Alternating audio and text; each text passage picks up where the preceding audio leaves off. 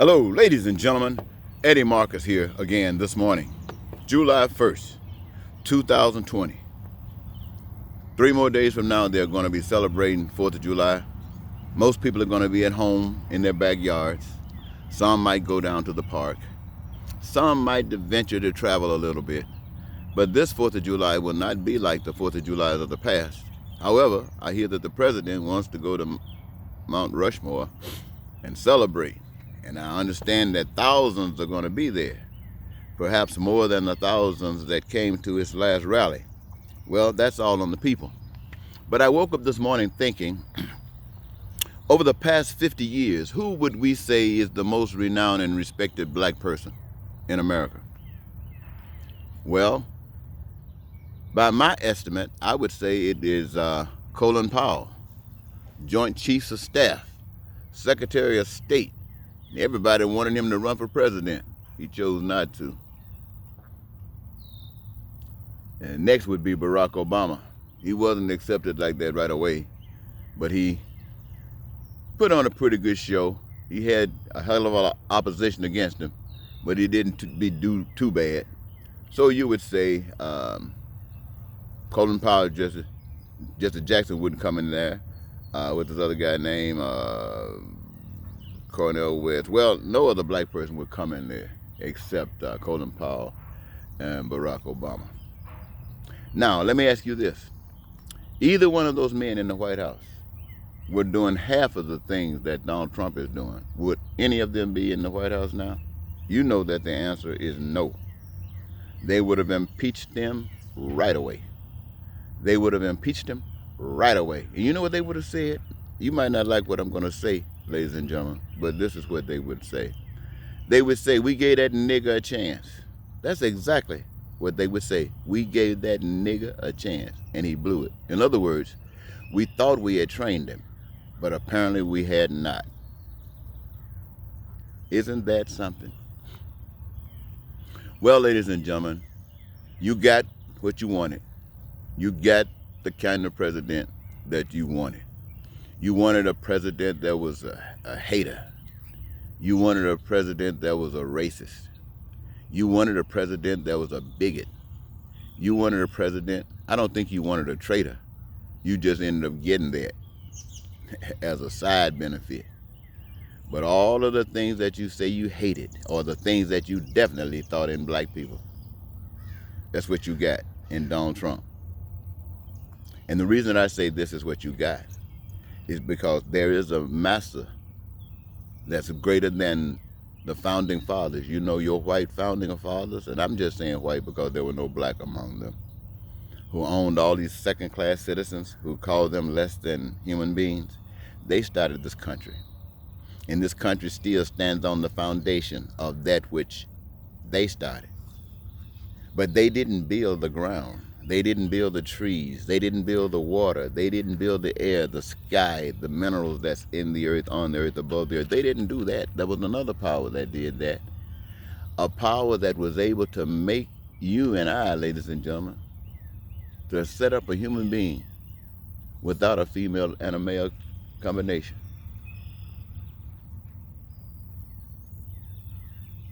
Well, here we are. Now, if you can commit yourself to the powers of slave owners, why is it so difficult to commit yourselves to the powers of creation? Well, the powers of creation is something that you can't handle because you can't deal with it. You don't understand that. You do understand man. And so that's why you try to put God in a man's body. And in so doing, you made God disrespect women. You put God in a white body. And so by doing, you made God a hater of other shades. You put God in prosperity. And by so doing, making God author of poverty. Ladies and gentlemen, yes, you don't know me. My name is Eddie Marcus. I've been spokesman and advocate for basic human rights for all people for about quite a few years. I came out of the government in 1978. I was a counselor with the Veterans Administration, Chicago, Illinois office.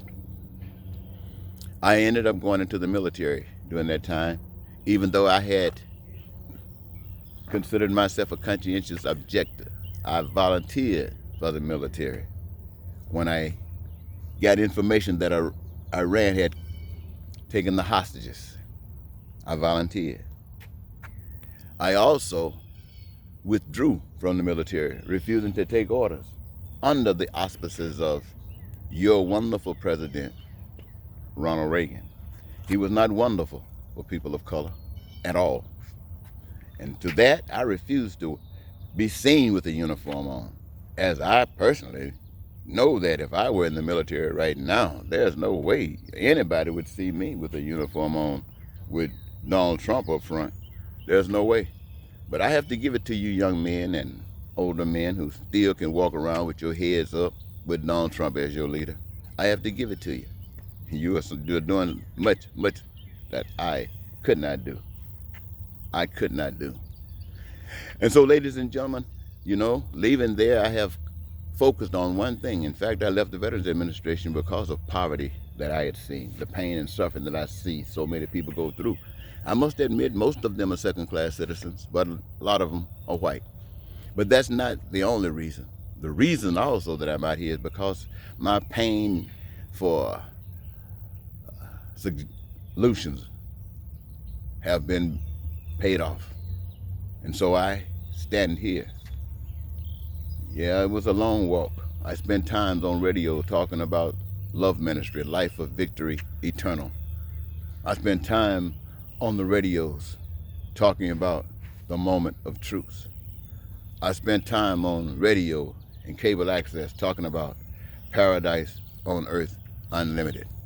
And from there, basic human rights for all people, including spiritual rights, inalienable rights. And during that time, I've sought after the office of President of the United States at least 6 or 7 times. Not only that, the office of Governor of the state of Minnesota at least once. United States Senator from the state of Minnesota twice. Mayor of the city of St. Paul, Minnesota once. And mayor of the city of Woodbury, Minnesota at least once. And every time, every office I ever sought after, I did so for the same reason that I seek office of President of the United States today. I do so because I'm convinced that everybody in America and everybody on earth wants to enjoy this life. And enjoying this life basically means that they can have their needs met, their wants met, their desires met. That basically means that they, my friends, listen to me good, that they could have enough food and clothing and shelter that they'd never have to worry about being hungry or homeless. They'd always be educated to help them advance in the technological world and just what creation is all about. They would have health care to protect them from the sicknesses and the diseases and viruses that they might run upon. And they would never have to worry about any shortage of these things because everybody that benefits from it would participate in the process of creating all of these goods and services that rest in that reservoir. And they're there accessible to every American or everybody on earth when needed, wanted, or desired.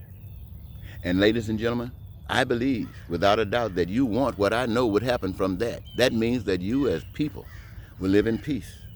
You would all be prosperous. You would live in freedom. You would be joyous in your life, and your dreams would be met. And all of this would happen without lying, without cheating, without stealing, without killing, without creating the environment for racism and hatred and bigotry and terror and war. And all you simply have to do is to recognize that there's a power that's responsible for all existence that we cannot see. But we have to honor that and respect that because that power put us here. And none is put here above any other. So we have to respect people as we want people to respect us. And truthfully, what we're actually saying, we have to treat people like we want God to treat us. And by my friends, when I stand before you, the American people and the people of the world, and say that I run for public office, President of the United States, for these reasons, and it's sickening for me to think that any American or anybody in the world would have objection to this. Now, I know most of you might say, well, how are you going to pay for that? Ladies and gentlemen, you weren't listening. Everything I just said, I never said one penny. I never said one thing about one penny, because money isn't necessary. Money isn't needed. Banks aren't needed. Loans and debts and taxes aren't needed. That's a result of the deception. Now, me knowing these kinds of things, ladies and gentlemen, why wouldn't you go to those polls and knowing that nobody is fronting this? This is me, the spirit of love for America and the world. This is Eddie Marcus and the spirit of love for America and the world that's standing out here offering, saying that these things are possible. And since there's no money involved, you still might be wondering, how can it be assured? It's assured by you, the people. You are the people, every last one of you that I just got through mentioning the proposals, the platforms, the successes. Every last one of you would benefit from them. So why would you turn your hand down? Is it because I'm black? You're ready to go to hell because I'm black? I don't think so. Anyway, ladies and gentlemen, yes, I run as a write-in. I've always sought after office as a write-in because I know the reason for money. I know the bait of money. I'm coming to you because I'm free. I'm coming to you because this program, this message is being offered to you as a free gift from your Heavenly Father. All it takes for you is to stop being evil. And so, ladies and gentlemen, that puts it in a nutshell. I ask myself, why are people still out there complaining about what Trump is doing on the one hand?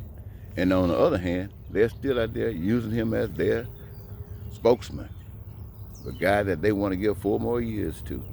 Can you imagine that in the midst of what I just shared with you? Well, that is a choice, ladies and gentlemen. That is a choice that you have to make. And by George, you're going to have to make it, because I have shared with you what the Almighty has given me to share with you. And you will get what you deserve. If you deserve heaven and this, you'll get it. If you deserve more hell, you'll get it. And you know what? You will play part in it. Thank you so very much, ladies and gentlemen. This has been a great day. Eddie Marcus saying goodbye.